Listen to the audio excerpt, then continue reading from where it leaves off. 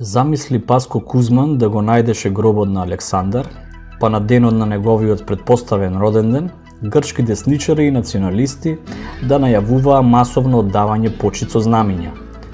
Александар е грк, Македонија е грчка и така натаму.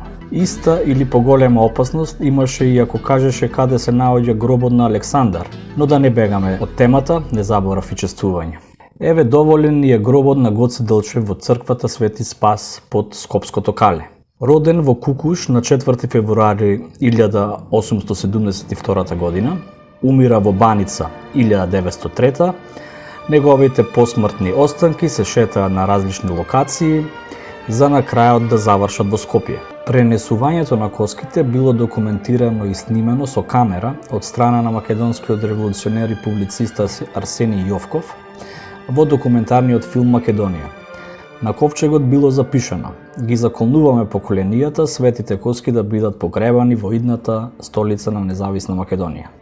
Веднаш по завршувањето на Втората светска војна, според некои извори, Димитар Влахов побарал да бидат пренесени во Скопје посмртните останки на Гоце Делчев.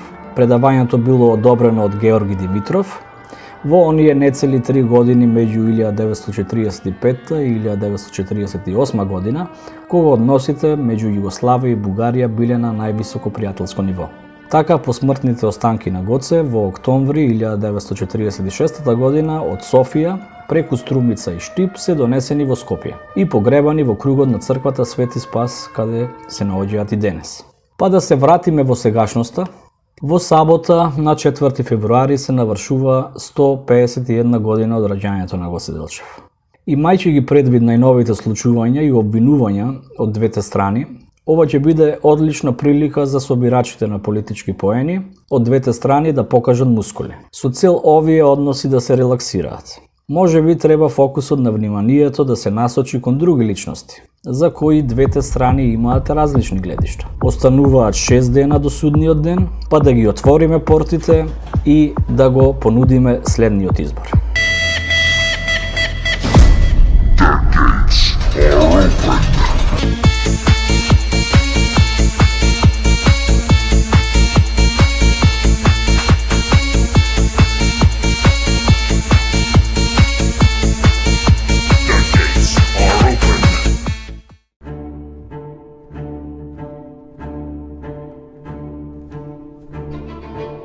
Традицијата на мртвите генерации кошмарно го притиска мозокот на живите. Ова го кажал Карл Маркс во 19 век, но исто како да го кажал за Македонија, особено ако ги земеме во предвид вчерашните случувања. На Балканот речиси да не постојат држави кои што негуваат одлични добрососедски односи. Тоа најчесто се должи поради различните гледишта на минатото, односно на различните национални историографии. Дали нерешените прашања околу организацијата се рефлектираат на денешницата? Дали проблемот потекнува и од таму или само, како што кажавме преска, е проблем кој што го, да кажам, го создава реалната политика сега? Значи, ние имаме митот, нели, националниот мит ни е изграден околу организацијата, околу ВМРО и мислам дека представува проблем, особено кај нас последните 30 на години, бидејќи многу од тој мит кој што и претходно е всушност граден, во овие 30 години е многу злоупотребен и мислам дека тука е главно проблемот. Инаку да се задржам малку на тој мит. Јас со некој сега што се судрив со некои документи, со некои истражувања дека всушност тој мит е главно граден во период меѓу двете војни од македонскиот литературен кружок, значи од луѓе како Михаил Сматракалев, на пример, Коста Веселинов, луѓе кои што не се кај нас многу познати, меѓутоа тие кои што го Димитар Влахов е еден од главните долози на цел тој мит околу ВМРО, кој што во текот на Втората светска војна, односно комунистичката партија на Југославија, подоцна на Македонија, сите тие партизански единици така натаму знаеме ги имале, нели, имињата на комити на така натаму, кој што докажува едноставно континуитет. Тука е, значи, сето тоа градено, кој што после 45-та година кај нас е веќе доразвиван тој мит, кој што мислам дека одредени личности нели во склоп на политиката тогашна се земаја, се разработваја, некои се потиснуваја и после 90-та година тоа едноставно се злоупотреби. Голем дел од тие луѓе денес се израмнуваат, значи зборуваме за луѓе кои што пред некои помалку од 100 години меѓу себе се убиваја, се правеа масакри, пошто беа поделени на идеолошка и дури на национална основа, и сега ние ги имаме, ги ставаме во еден кош и викаме сите сега се за Македонија. Не се, значи не се убивале за џабе пред 80-90 години. Така да мислам дека тоа е нешто што ќе треба да се осврни историографијата како наука допрва. Османлиската империја до крајот на своето постоење нема да препознае никакви национални идентитети, туку исклучиво религиозни, односно верски идентитети.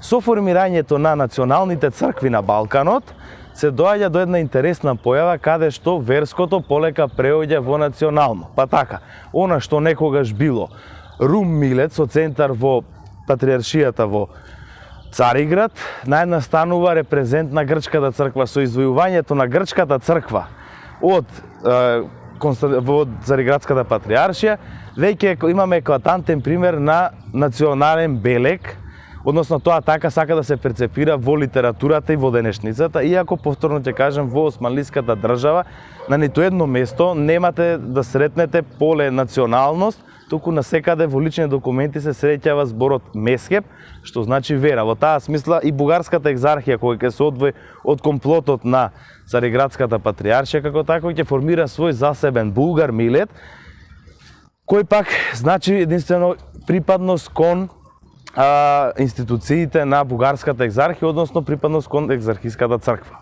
Сите национализми и национални сознанија на Балканот потекнуваат од религијата и тука се многу тесно поврзани и за нас некако одат религијата и верата бара-бара, односно рамо до рамо. Ние ни најмалку не сме уникатен пример кога станува збор за националното самоопределување или развојот на националните идентитети, бидејќи целата Османлиска империја е полна со вакви примери. Па дури и турскиот народ, кој што најдоцна од сите можеби се осозна како засебна народност, засебна нација во времето на Ататурк. За неа се водат многу дискусии. Истиот процес на национално самоосознавање започна во 19-тиот век преку делата пред Сенан Амин Кемал. Потоа имаме еден преломен момент во времето кога кај нас избива Илинденското востание во 1903 година. Јусуф Акчура, тој е еден кримски татарин, ја пишува својата статија Уч Тарс и Сиясет, односно трите правци, во која што вели дека Османлиската империја или ќе биде формирана ќе се преформира на религиозна основа, или ќе треба да се формира на османлиска основа, да се создаде една граѓанска нација составена од османли, или пак ќе треба да се формира како држава на турците. Без ништо од ова да се направи, таа едноставно е осудена на пропаст. Друго особено интересно прашање кај нас, она што можеби најмногу ни создава пречки во современата перцепција и во креирањето на националните истории, бидејќи секоја национална историја има тенденција да повлече една дебела национална линија, е така наречената дводомност на историските личности. Односно, ние се трудиме личности кои што живееле во сосема друго време, во сосема друг светоглед и сосема други политички околности, да ги подведеме под нашето разбирање за она што треба да представува нација, борба за нацијата, борба за државата. Во тој контекст. Во нашата историја имате премногу личности кои што во периодот на своето формирање, на својот личен идентитет, на своето лично самоопределување, многу често приклонувале кон една или друга соседна земја, исказувајќи се пред се со булгар милет, со рум милет, или елинизирајќи се себе си, но тоа не е уникатен пример само за Македонија, тој пример го имате и во Бугарија, го имате и во Србија. Меѓу другото, најголемиот национален херој на бугарската држава Васил Левски својата кариера револуционерна и својата револуционерна обука ја добива во Србија, па тој дури заедно со Ѓорги Сава Раковски ќе излезе со еден предлог за сформирање на заедничка држава помеѓу Србија и Бугарија под власта на династијата Обреновиќ. Што тоа не говори дека во историјата никогаш нема чисти и единствени линии, туку секогаш треба да помине еден развоен период каде што треба да се излезе од онај милетски религиозен светоглед кој што е уникатен за Османлиската империја, за понатаму да можеме да дискутираме за развојниот пат на идентитетот на било кој човек, односно во смисла на националниот идентитет. Тоа полека се формира, се кристализира, за да стане веќе кристално јасно тек во првите децении на 20 век. Националната историја на една држава во суштина производ на самата држава. Ако немате држави, немате нација, ако немате нација, нема ни национална историја. Државата е таа што ја создава националната историја и тенденција на државата е секогаш да повлече една чиста национална линија. Тоа се дължи пред се на оној педагошки или дидактички, фактор да го кажем, бидејќи вие кога ќе објаснувате нешто од историјата треба да имате некаков рационален след и на нештата, но и да имате некаква брзина во кажувањето. Вие не можете да си дозволите да објаснувате 20 дена на широките народни маси за тоа како нивната нација се развивала. Во тој контекст, националната историја секогаш е една права, дебела линија која што нема скршнувања, нема искривувања. Сосема напротив, историјата во реалноста е збир на живи луѓе, збир на политички околности во едно време и таа никогаш не може да биде до крај исправена. Ние можеме да следиме едни идеолошки смерници, едни методолошки показатели кои што ќе не насочат како треба да се проучува историјата, но она што најширокиот народ го знае како историја на својата држава, на својот народ, е во суштина продукт на самата држава која што преку образовниот систем ја наметнува и ја создава националната самосвест кај луѓето.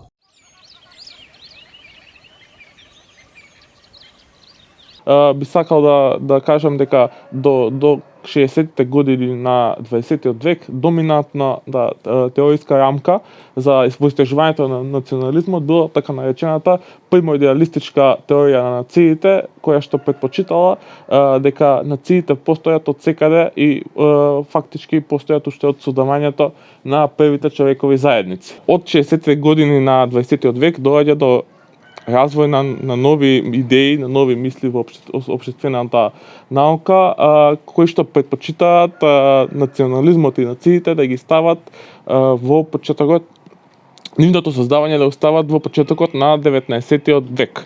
Сепак и помеѓу модернистите постојат некои одредени разлики. Така, например, Бенедикт Андерсон го истакнува појавата на така наречениот печатен капитализам, односно појавата на весниците и книгите кои масовно се продаваат. Тој ги толкува дека тие се главната причина за појавата на нацијата како замислена заедница. За Ернест Гелнер, познатиот социолог и истражувач, нацијата е производ на индустријската револуција, односно на преминот од пониска форма на општествена организација во повисока. Овие теориски пристапи се многу битни за денешните истражувачи на потеклото на национализмот и на нациите, особено на Балканскиот полуостров, бидејќи даваат рамка кај што всушност може преку нив да се одреди специфичности, да се одредат некои специфичностите во создавањето на нациите.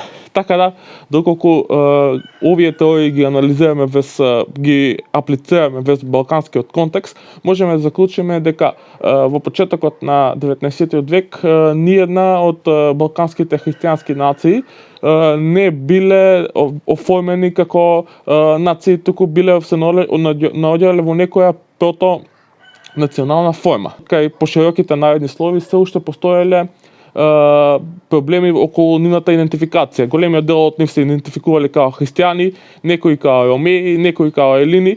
Така, например, има еден познат интересен случај со еден грчки ајдутин, што бил многу, или клефт по грчки, што бил многу познат деец во тамошното ослободително движење, кој запешан од еден грчки интелектуалец, дали запешан дека дали знае кој е Ахил, дека тој е голем јунак како Ахил, грчкиот клефт му одговорил кој е тој Ахил, не го познавам, дали има повеќе тујци убиени од мене. Мислам, ова говори од тоа дека свеста за грчката нација и за грчкото хеленско минато било слаба, дека по формирањето на грчката држава 1830 година, дојде тогаш почнале преку образовниот систем, војската и црквата да се формира грчката нација.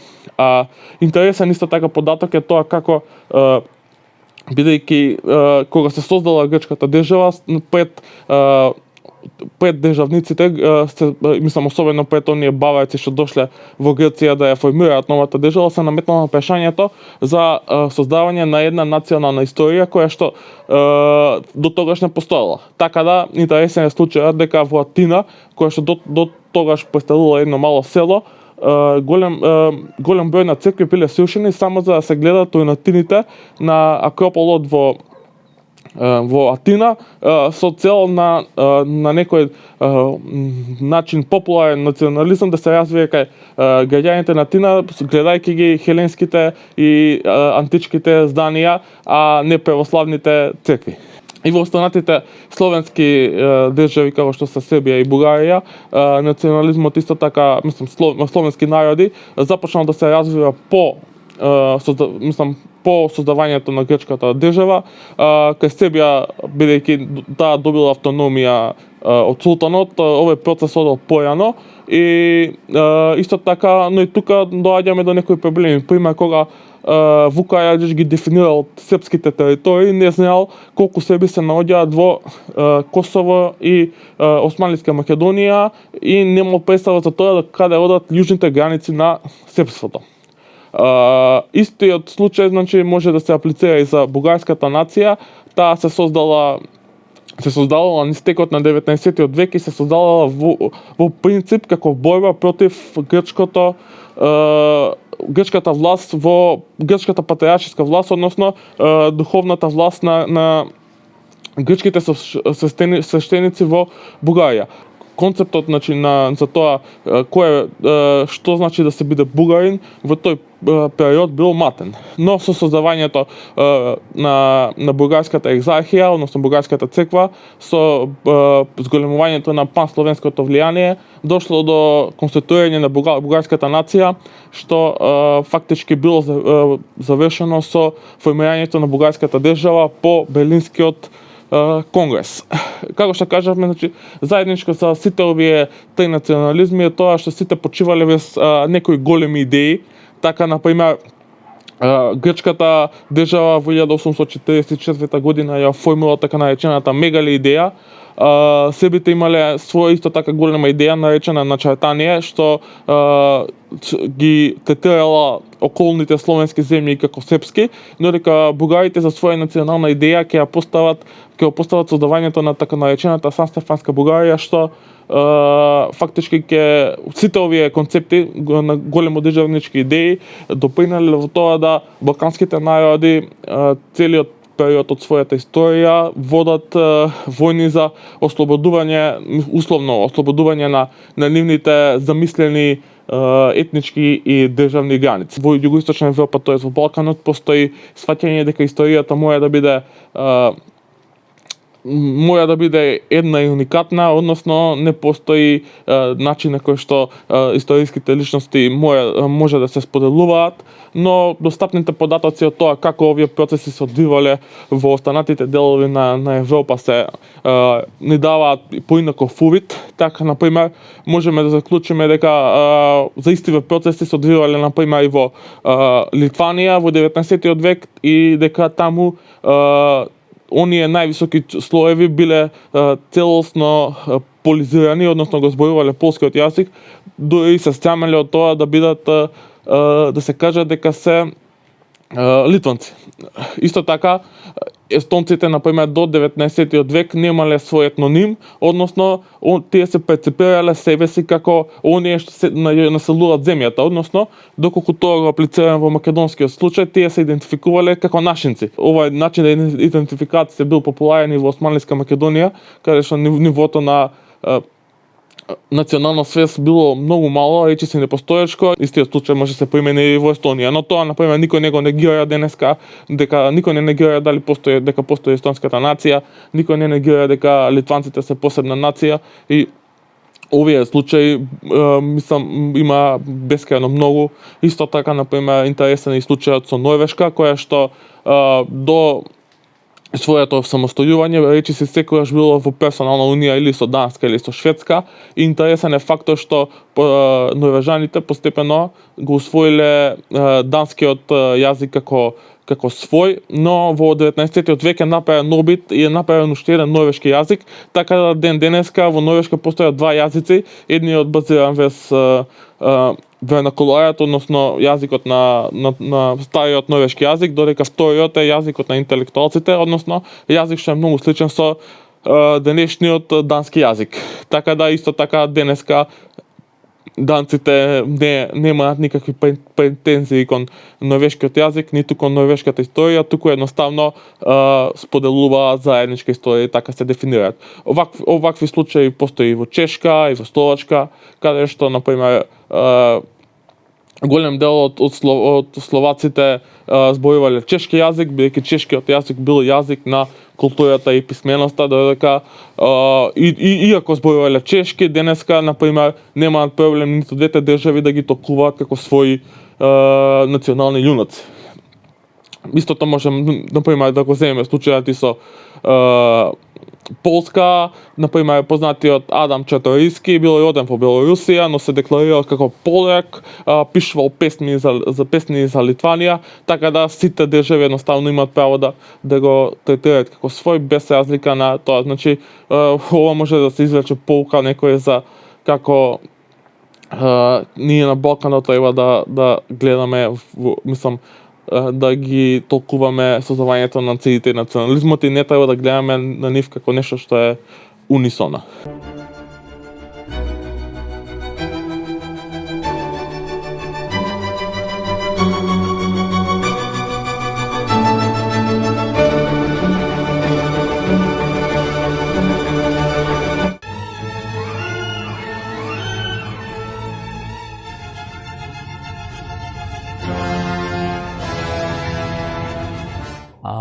Добре дојдовте сите на денешната трибина. Со другарите историчари, кога сакавме да опфатиме некоја тема што е прилично актуелна и во јавноста, не само меѓу нас, од една на друга тема стигнавме до една тема што е буквално од хронолошки карактер. Значи, темата е државни концепции за македонското прашање 1878, 1903, 1944 година.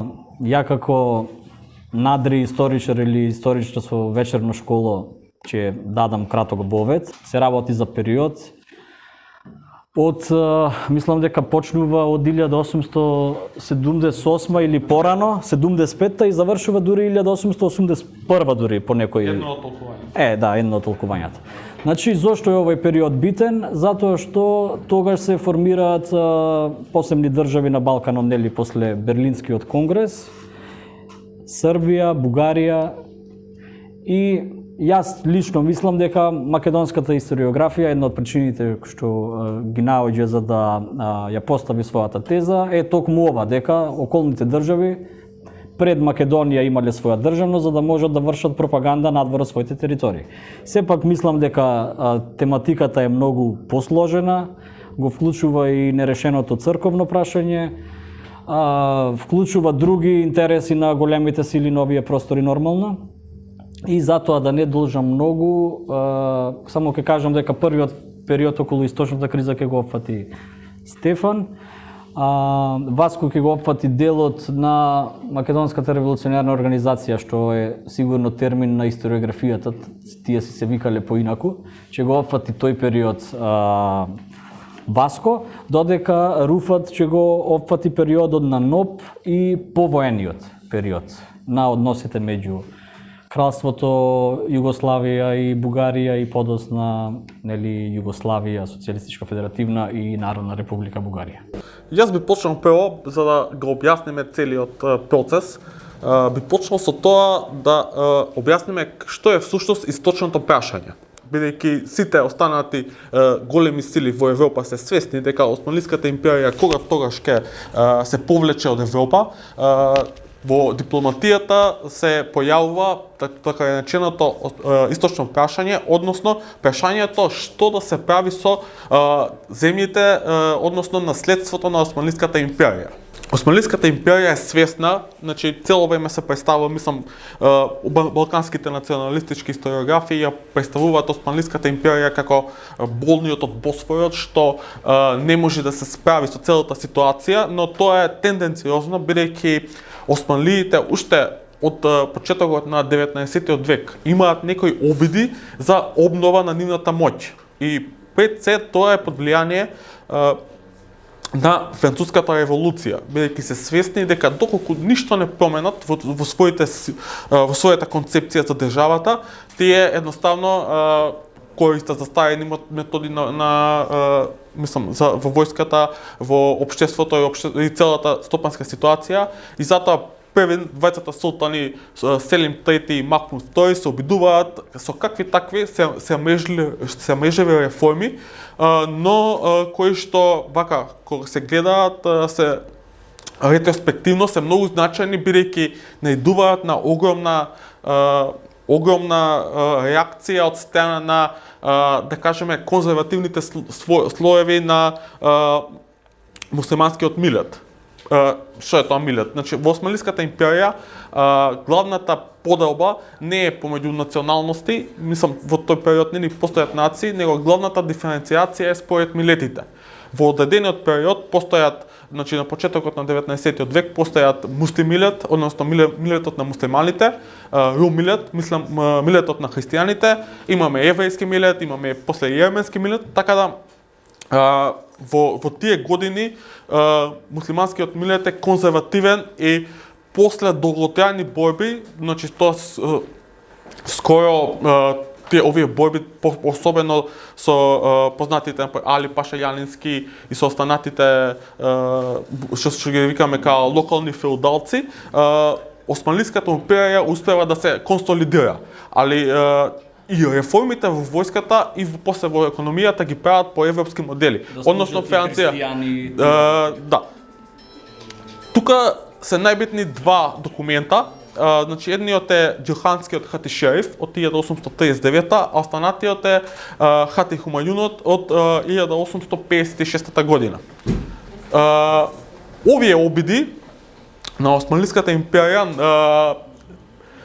колку и да се значајни, бидејќи например ако гледаме целото црковно просветно движење во Македонија е резултат на овие промени. Мислам со овие два документа што ви кажав, со две фактички два прогласа, христијаните во Османлиската империја добиваат статус на равноправност начално, значи на документ, иако во правниот систем, во останатите делови од општеството се уште постои сегрегација.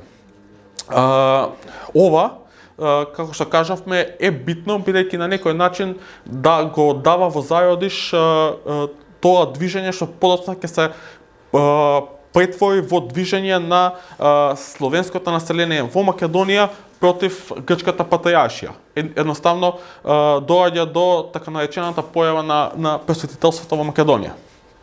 Сега, проблемот со Османлиската империја настанува бидејќи овие процеси на модернизација се скапи и бајаат многу големи средства од државата. Една држава не може да се модернизира туку така. Потребен е и временски период, и средства, и интелигенција. После Кримската војна, како што ти кажа, таа се случува, значи се завршува со потпишувањето на Парискиот мировен договор 1856 година. Османлиската империја се наоѓа на победничката страна, односно победуваат против Русија, но проблемот е тоа дека овие целите војни расходи се толку големи што едноставно Османлиската империја е должна да се задолжува кај останатите големи сили. Едноставно зема кредит за кредит, кој подоцна не може да го врати. И ова ја става Османлиската империја во полуколонијален статус. Друг проблем е тоа што бидејќи тоа веројатно значи дека треба да ги зголемува доноците за населението, да го тоа е полни буџетот, да. Но уште еден многу битен фактор е тоа што османлиското стопанство не е на никој начин не може да биде рамноправно со она на Западна Европа, што тогаш веќе навлегла во индустријската револуција и во повисоки капиталистички односи. И Османлиската империја на тој начин станува база, суровинска база, што извезува суровини, а купува готови мануфактурни производи. И фактички на тој начин, бидејќи манифактурните производи се поевтини, од пример оние што ги произведуваат за најчиите, ова може најубаво да се прати по панаѓорите, бидејќи претходно панаѓорите биле многу битен елемент во економијата на Османлиската империја, но од 70-тите години тие се престануваат да го имаат значењето што го имале претходно. Мислам, има еден краток период за време на Американската граѓанска војна, кога Османлиската империја, бидејќи американците не се во можност да произведуваат памук, Османлиската империја го надополнува тоа. Има еден период краток, но после 70-те години кризата започнува експоненционално да се зголемува. И како што кажа ти, значи 70-те години, бидејќи треба да се вратат долговите, доаѓа до нагло зголемување на доноците. И фактички се влегува во тоа да започнуваат првите николци на големата источна криза. И сега, зошто е битен овој вовед?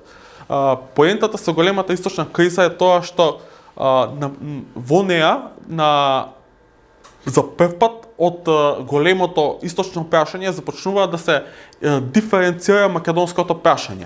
Ама овој пат македонското прашање се гледа, тоест на македонската државност се гледа како на објект. Значи, населението во Македонија, дали е тоа муслиманско, дали е тоа христијанско, нема никакви своји идеи околу тоа како да настапи. Мислам, муслиманскиот милет е за опстанок на Османлиската империја, но христијанскиот милет, што подоцна, мислам, од 70-та година е поделен помеѓу бугарската екзархија и патриаршијата, едноставно не добива на израз.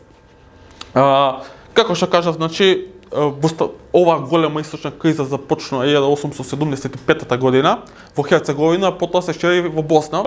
Ова восстание таа е една година дена и доколку истото на брзо време било загушено, можеби ситуацијата би се одолжила и можеби статус квото би продолжило. Но поради тоа што јавното мислење во Србија и Црна Гора е многу оптеретено од овие случувања, Србија и Црна Гора одлучуваат 76-та година да стапат во војна против Османлиската империја со цел фактички Босна и Херцеговина по крајот, односно по добивањето, по теоретски успешното восстание да стане дел од нивната држава. Сега влегуваме во една друго поле, а тоа е полето на големите сили и нивните интереси. Од сите големи држави, три биле најзасегнати со источното прашање. Значи тоа се Русија, Австрија-Унгарија и Англија. Како што кажавме дека Русија ја изгубила Кримската војна и таа во одредбите им било забрането да има своја флота во Црното море и било забрането воените бродови да проаѓаат преку протоците. Но нејзин животен интерес било излез над некои од топли пристаништа. Од друга страна, Австрија-Унгарија, незиниот цел е по секоја цена, бидејќи таа во себе вклучува големо словенско население, голем број на словенско население. Таа по никој случај не може да дозволи Босна и Херцеговина пред се да станат делови на Србија и Црна Гора. Исто така, патот на Дунав е многу важен за незината економија, а подоцна како како многу важен ќе се наметне и патот кон Солун. Секогаш геополитички битно е да имаш пристап кон пристаниште и кон вода од две страни. Ова веќе имаме конфликт тука, бидејќи и двете големи држави имаат иста цел, значи да излезат на Егејско море. Значи ова е многу комплексна ситуација и веќе имаме повеќе интереси. Имаме интересите на балканските народи, интереси на Османлиската империја и интересите на големите сили. Сега, значи, се враќам на големата источна криза, значи 1876 година, како што кажавме, Србија и Црна Гора влегуваат во војна со османлиите за Босна. Русија и Австрија се ставени пред дилема. Како ние да постапиме и како да постапиме со оваа нова ситуација, а да не дојде до општа војна во Европа.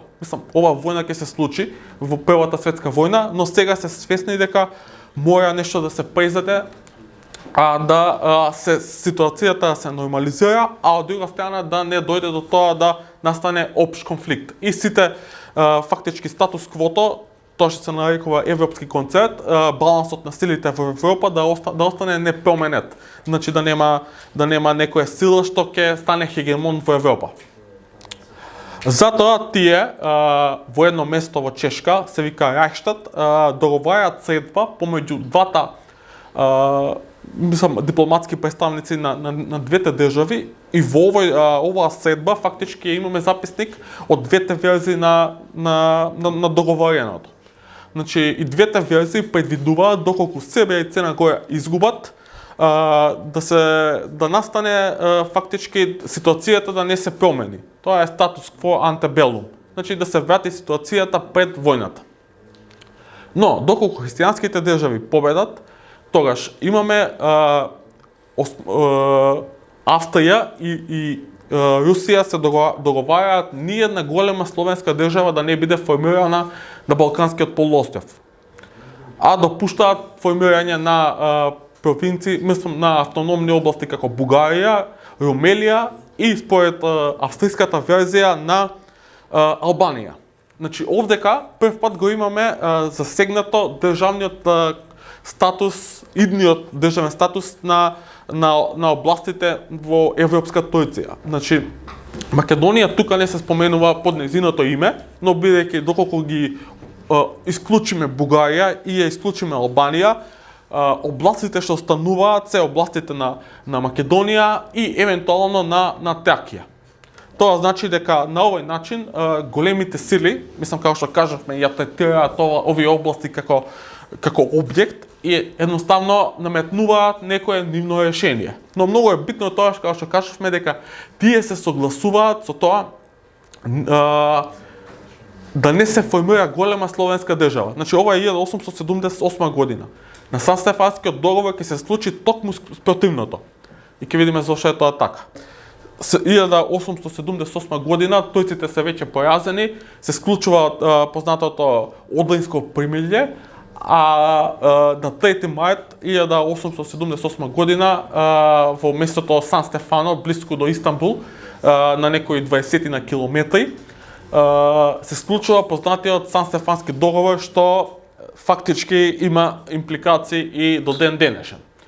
Според Сан Стефанскиот договор, значи Бугарија се прогласува како автономно кнежество и ги опфаќа териториите на Бугарија, на Тракија и на Македонија заедно со некои албански делови, пример Корча, но не и Солун, за да се задоволат апетитите на Англија. Но ова, како што видовме, представува директно кршење на Рајхштатката средба со Австрија. Значи, што е битното? Тоа што Русија си баја со поволни дипломатски позиции и таа го баја невозможното за да го добие возможното. Но ова, после бугарската држава и бугарската нација ќе го искористи како своја национална програма. Нешто што никогаш во пракса не функционирало. И тука се гледа безобзирноста на големите сили. Тие ги третираат овие балкански, мислам како што кажав, и делови од Албанија се вклучени и во оваа област, само без тоа што во нив живеат албанци што се православни. Тоа е делот околу Корча.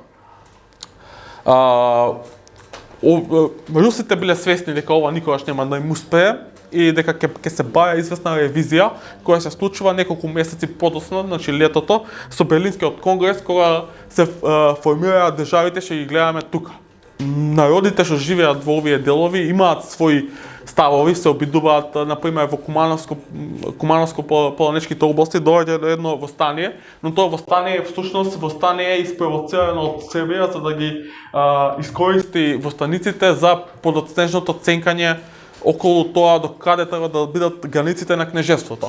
Истото се случува во ист момент, например, и Албанската лига во Призен и она излегува со бајањата, бидејќи на албанците им е страв дека нивните територии ќе бидат, никој нема да ги земе во обзир и они, например, предлагаат дека вилаетите Скадар, Јанина, Скопје и Битола треба да се вклучат да се инкорпорираат во еден албански вилает со известни самоуправни права. Као што можеме да видиме, тука се случува и познатото Кресненско востание, така да доаѓа до буквално општ хаос на дипломатски план. А да не зборувам за тоа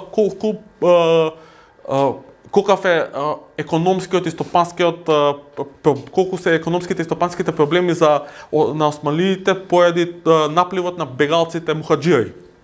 Така да, значи како што кажавме, поентата на ова на целото моје излагање за источната криза е тоа што во неа македонските области, впрочем и сите области на Балканскиот полуостров се гледа како на објект. Фактички источната криза е преод од тогаш кога македонското прашање се гледа како на објект, а подоцнежите настани се фактички му даваат на некој начин субјективна димензија на целото прашање.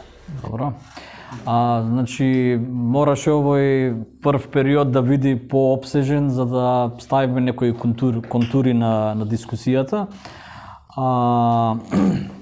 Ќе продолжи Васко понатаму со периодот што следува, нели? Што сакав да кажам? Зошто е интересно македонското Кресненско востание? Што наречам, бидејќи тоа во својот штемпел, во својот печат и во својот устав, на што така го нарекуваме, стои македонско востание. Е многу интересно што и внатре се уклучуваат доста лекови, како например митрополитот Атанаил Кучевички, но од друга страна го имате и Ѓорѓе Пулевски. Ѓорѓе Пулевски, например, пишува едно писмо до Деспот Баџовиќ, кој што му вика, ние сите добро тука ја тераме работата, но овој црнокапецот на Танаил некако ја тврти работата на бугарската воденица. Сега замислете вие да создавате една организација во едно теократско феудално општество апсолутно, бидејќи иако Османлиската империја се стреми да стане граѓанско општество, таа никогаш не се оддалечува од она што е религиозниот светоглед и тој начин на живот, оној ориентален начин на живот, пред се и размислување и начин на производство како такво. Во едни такви услови се раѓа Македонската револуционерна организација. Не е прва организација која што како таква функционира, бидејќи пред неа постои младата македонска книжевна дружина, пред неа постои револуционерното друштво на Ѓорче Петов, Даме Груе формира едно револуционерно другарство помеѓу учителите, значи тоа има една своја предисторија, не е оној момент само што го знаеме, но во контекст на времето ќе скратам. Значи имаат неколку претходни организации, сите луѓе кои што учествуваат во формирањето на организацијата и се решава на 23 октомври или 4 ноември по нов датум, се собираат во Солун, нели, во куќата на Христо Батанџиев. Тоа куќа на Христо Батанџиев, нема да мислите дека имал куќа, човекот таму живел под наем, кираџија бил. Сега се собираат и се утврдуваат дека сите сакаме да се бориме за нешто, да предизвикаме некаква промена, особено го истакнуваат принципот на членот 23 од Берлинскиот договор. Членот 23 од Берлинскиот договор никаде директно не ја споменува Македонија, но говори за европските провинции на Турција, така стои во договорот, нели, кои што треба да добијат, кажуваше и Стефан претходно, треба да добијат христијанин гувернер, значи нешто погледот на органскиот устав на Крит, значи да бидат некако полуавтономни. Но тоа Османлиската империја ќе избегне да го спроведува на начин што таа дури ќе измени и вилаетската структура, малку ќе ја реструктурира во 1881 година со новиот закон за вилаети, настанува дефинитивната поделба на Македонија на 3 вилаети. И тие се така вешто скроени да во еден вилает не претежно определена групација секаде, барем на хартија, она што се вика, мора да има малку повеќе муслимани или онаму каде што има повеќе христијани се ставаат во кази со повеќе муслимани, па така например многу е смешно, но делови од Скопскиот Санџак, каде што се прилично населени со христијани, се ставаат да одат во Призренскиот Санџак, каде што има под административна управа на Призренски Санџак, каде што има многу повеќе муслимани, едноставно да не може да надбијат ниту едните, ниту другите, особено христијани да се секогаш малку на едно пониско ниво со цел да се смирува, да има некаква реакција, бидејќи кажат дека сепак тоа е теократско општество и секој посегање против државата, значи посегање против религијата, против султанот кој што е наследник на пророкот и сите тие приказни кои што. Сега со формирањето на организацијата во првите 2 до 3 години организацијата нема некаква особена дејност. Сега зошто го користам терминот организација, бидејќи МРО е нејзиното оригинално име. Без разлика што професорот Иван Катарџиев најде еден устав кој што гласи Бугаро-македонска одринска револуционерна организација, или веќе како и да му е напишано целото име, тоа е единствен примерок како таков и не се појавува тоа име на ниту едно друго место во документацијата. Сите печати на организацијата, се она што ни е познато од архивска граѓа која што произлегла директно организацијата, стои МРО, потоа стои ТМРО, па ВМОРО, а печатот секаде стои Македонски централен револуционерен комитет.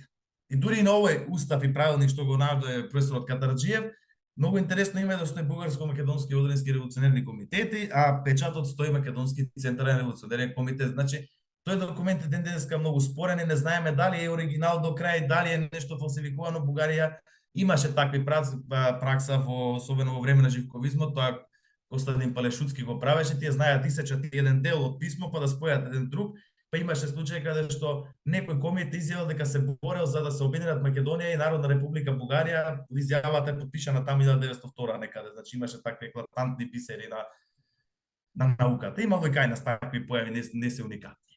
Општиот конгрес ќе се случи 1896 година и ќе дојде како директен одговор на раснатите потреби на организацијата, но е на еден друг настан, односно формирањето на Врховниот македонски комитет во Софија, кој што е пак чисто софиска дворска инсталација, бидејќи сите, освен Трајко Китанчев, кој што во бугарското општество бил влијателен лик, сите подоцнежни се во некаква тесна врска со бугарскиот кнез. Дали ќе биде ајутант на кнезот, дали ќе биде кум на кнезот, дали ќе биде некаква друга роднинска врска, на чело на Врховниот комитет секогаш се наоѓаат луѓе кои што се премногу блиско, одноставно тие се дел од бугарскиот двор и такви политики спроведуваат. Бугарија зошто го користи македонското прашање во момент? Бугарија сака од една страна се представи како патрон на македонското прашање, на македонската борба за слобода, а од друга страна сака да остане незабележана како таква, бидејќи Руската империја еклатантно и забранува да не се меша, ниту да го отвара, ниту да го затвора македонското прашање. Русија е против секако менување на постоечкото статус кво на Балканот, воедно тоа ќе биде против и македонска револуционерна организација. Она што се значајно да се истакне, особено, значи малку ја брзам темата, но сепак заради времето, во однос на тие уставни акти кои што се донесуваат, таму повторно се истакнува принципот за автономија на Македонија. Револуционерната организација до тој принцип постојано се држи и можеме да кажеме дека тоа е единственото нешто кое што ја обединува организацијата како цело, бидејќи таа нема никакво друго врзивно ткиво освен тоа автономија на Македонија. Па дури и по тоа прашање, како би се одвивала македонската држава, тие немаат донесено дефинитивен став, тоа е оставено за во некој едно време. Од она што имате внатре едно пробугарско крило, меѓу кој што и основачот, кој што подоцна до душа ги дава тие такви тизеви меѓу двете светски војни, значи многу години по основањето на самата организација, и тоа е мемоарска литература. Мемоарската литература секогаш ја земаме треторазреден историски извор, многу субјективен. Не знаеме што не е од запишаното внатре. А од она што знаеме од официјална документација на организацијата, таму изричито стои автономија на Македонија како таква. Во писмата на Гоце Делчев ќе прочитате дека автономија на Македонија тоа подразбира како борба за една слободна државичка на Балканот, така буквално стои во деминутив слободна државичка на Балканот. Од друга страна, социјалистите кои ќе се вклучат во организацијата, тие ќе изискуваат вклучување кон некаква си поголема Балканска федерација. Има различни концепции кои што имате дури и покрај Македонска револуционерна организација, има една концепција која што се развива паралелно во Србија, на пример, каде тие се пак директно за независност на Македонија, таму Ташковиќ таа теза ја развива, и тука се станува збор за нивелирање помеѓу постоечката Османлиска империја која што се клати и е на стаклени нозе и големите сили кои што јасно кажале уште, значи претходно на другите конференции и договори и поготово 1897 година дека за засебна македонска држава тука не може да стане ниту збор, таа ќе биде таа територија, она што се знае како Македонија, ќе биде поделена. Сега организацијата, соочувајќи се со вакво нешто, таа развива широка мрежа и започнува да действува на терен. Со само до тоа што ќе започне да действува на терен, таа ќе почне да купува оружје, да изработува бомби, Многу интересно се каже дека изработувањето на бомби македонските револуционери го научиле од ерменските револуционери како такви. Значи ерменски мајстори ги обучувале како да прават бомби. Настанува првата провала со Дончо Штепјанчето, па Виничката афера, веќе организацијата не е тајна. Веќе во 1902 година ќе се случат оние бугарски врховистички провокации во вид на Тушимското востание и Горночумајското востание, кои што се прават повторно со цел Бугарија да предизвика паника и страх кај Османлиската империја, со цел за да се смират ситуацијата, демек Бугарија ќе каже, за да ја смириме ние ситуацијата, вие ќе ни дадете берати, односно дозволи за нови владици во Македонија. Тоа е целата тактика на Бугарија што игра и стварно навистина е досадна и предвидливи. Османите веќе имале научено и не секогаш реагираат на тие нивни обиди. Организацијата знае дека не е спремна, нему да се лажете дека некој имал некаква илузија дека Илинденското востание ќе направи некаква посебна победа врз империјата. Тоа е се уште империја на 3 континенти. Империја која што располага со милиони војници, редовна војска. Настрана што располага со огромен број на башибозу, тоа се нередовни единици, фанатизирани муслимани кои што се вклучуваат во борба против христијани. Од друга страна, за македонска револуционарна организација отежнително и тоа што во официјалниот османски систем е забрането името Македонија од пролетта 1903 година. Султанот осеќајќи дека нешто се случува на теренот, дека народот веќе се позасилено бара некои права, тој со указ го забранува користењето на зборот Македонија, како таков, бидејќи може да има политички импликации, го заменува со трите вилајети, многу интересно дури поднал за барање за редакција на Библијата, како таква, да се забрани името во Библијата да се користи, па така наместо Павле дојде во Македонија, требало да биде Павле дојде во трите вилајети. Мислам, замислете до каде води неговиот ум, иако тој е прочен по цензурата султанот Абдулхамед II. Останието сите знаеме како почна, како заврши, нема да должам со тоа, заврши со околу 70.000 личности кои што останале или без дом, или без екзистенција, 200 села изгореле, 35.000 се иселија од битолскиот вилајет. Што се случува во организацијата, веќе сите се обвинуваат кој е крив за востанието. Тие, иако имале намера да предизвикаат само внимание кај големите сили, сепак населението прилично многу пострадало и тие започнуваат меѓусебно се обвинуваат. Заради да се разрешат тие обвинувања, се бара да се свика еден конгрес, тоа е Рилскиот конгрес. На Рилскиот конгрес, меѓу другото, таму се бара да се децентрализира организацијата, да се постават многу други политички промени внатре, и многу интересно што дури на Рилскиот конгрес македонската револуционарна организација постапува многу интересно, изградува свој став против пропагандите, ги осудува и српската и бугарската пропаганда. Во уставот за прв пат метнува еден термин македонец и одренец, иако во тоа време се користи во политичка смисла пред се, но веќе започнува да развива некакви поголеми национални, државни, да речам, планови и развој и гледишта за еднината. За жал, сепак Рилскиот конгрес нема да допринесе до некакво подобрување на состојбите. Тие раздели во организацијата биле страшни. Од една страна ќе имате Борис Сарафов и Иван Гарванов, кои што се гледани како главни виновници за почетокот на востанието. Од друга страна ќе имате Даме Груев, кој што сака да го задржи стариот принцип на действување на организацијата. И сето тоа се завршува во еден таков хаос, во една таква расцепканост, за да веќе до следната година, 1906 година, од организацијата нема да остане ниту сенка. Таа ќе се распарчи помеѓу крилото на Јане Сандански и крилото на Христо Матов, кое што е изразито пробугарско. Тоа е изразито пробугарско и како такво ќе се префрли дури во Османлискиот парламент во 1908 година, која ќе постои Народната федеративна партија, и од друга страна бугарските конституциони клубови, иако двете партии действуваат во името на бугарскиот милет, значи во однос на бугарската конфесионална определба, тие двете имаат различни спротивставени ставови меѓу себе. Едната се бори во незините трудови, во незините ставови, ќе најдете позиции за автономија на Македонија, за Македонија како дел од независна држава. Впрочем, до турската револуција избида да се спречи тоа давање на автономија на Македонија, бидејќи тоа беше предлогот на Ревалската средба кој што беше даден, и ако го цитирам Ахмет Нијази Бек, од неговите спомени, тој ќе каже дека ние кога слушнавме дека ќе се доделува автономија на Македонија, побрзавме да ја подигнеме младотурската револуција со цел да ја зачуваме целовитоста на татковината. Османлиите се еден вид османлиски националисти, тие сакаат да ја обединат државата на османлиски принцип. За на крај МРО да се вклучи во младотурската револуција, подоцна да се разоружа тотално и со тоа настанува крајот на македонската револуционализација како таква. И по балканските војни веќе започнува една нова фаза од незиното движење, од незиното постоење, каде што таа повеќе ќе биде служителка на другите сили, отколку што ќе биде творец и креатор на оригинално македонски платформи и тези. Таа започнава да ги креира како такви, но баш во моментот кога се освестила што значат пропагандите и што прават, едноставно се растурила како таква, се раскинало тоа врзивно ткиво и останала организацијата поделена помеѓу видни ликови кои што имале некакво влијание и имале и секакви идеи. Значи немале една конзистентна линија и веќе понатаму тоа што се случува е приказна сама по себе.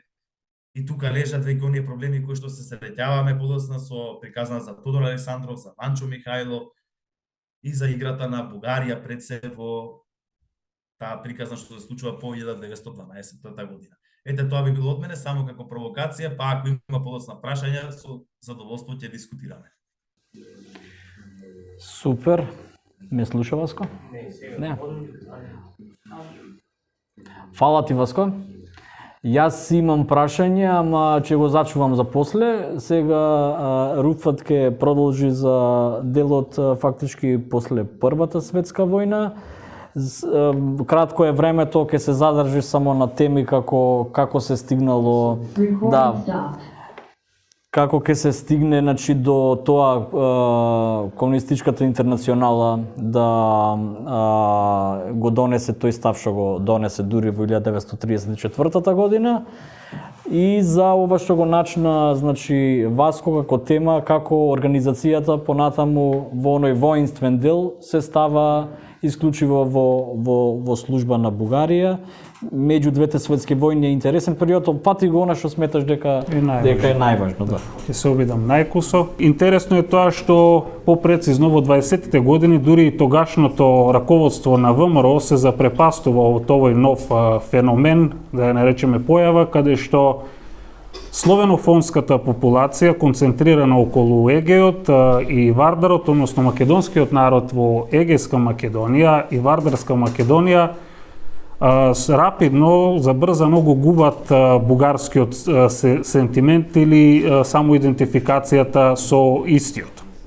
Што се однесува конкретно до залагањата или активноста на првенствено българската работническа партија, која подоцна се применува во Бугарска комунистичка партија, освен ВМРО, нели, како опозитен актер се појавува на политичката сцена, како активен протежер и застапник на решавање на македонското прашање, со право на самоопределување, рекогниција, признавање на македонската нација, на македонската народност и јазик, но нели во во рамки на една идна балканска федерација од советски тип,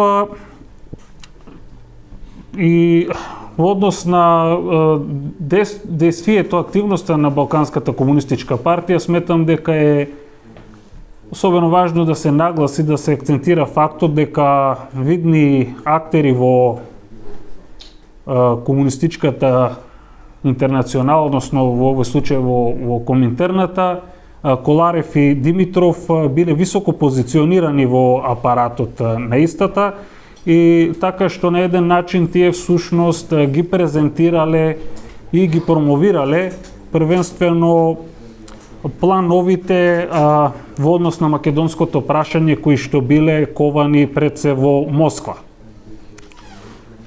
Пред да преминеме, односно на изгласувањето, на самото изгласување на резолуцијата,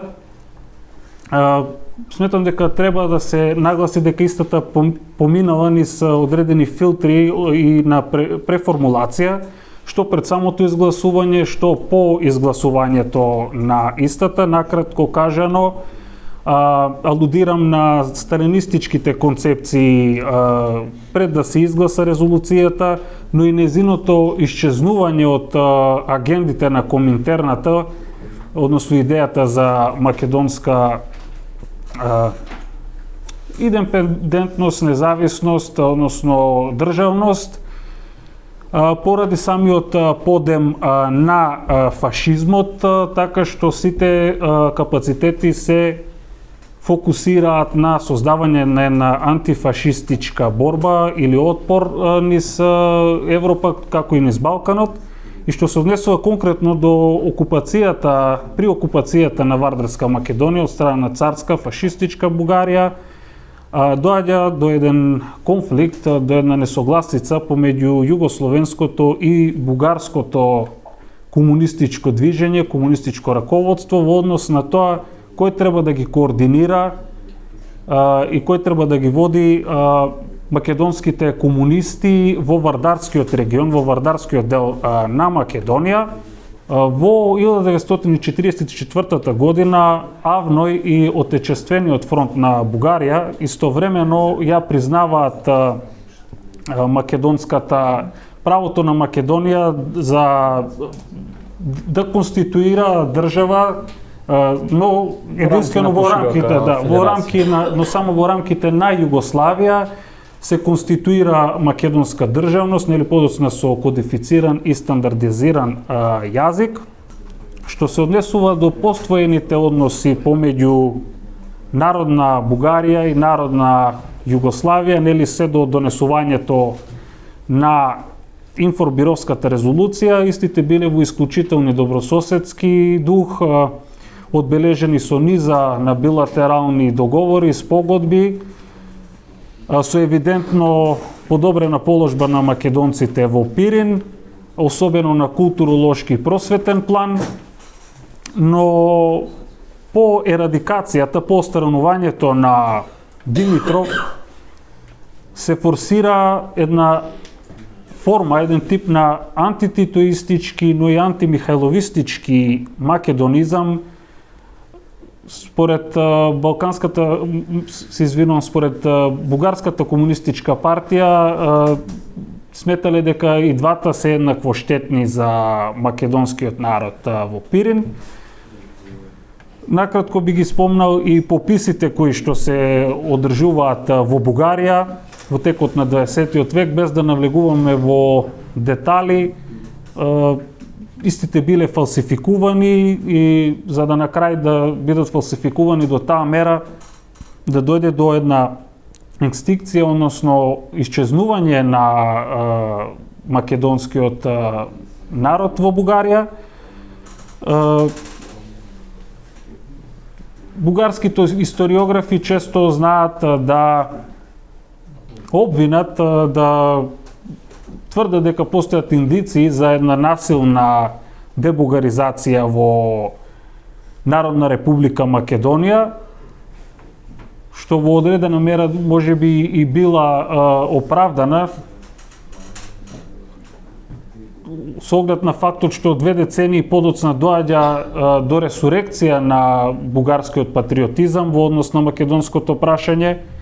Бугарската комунистичка партија тотално се дистанцира од почетните начела на своето дејствување. Во однос на Димитров, само накратко исто би спомнал дека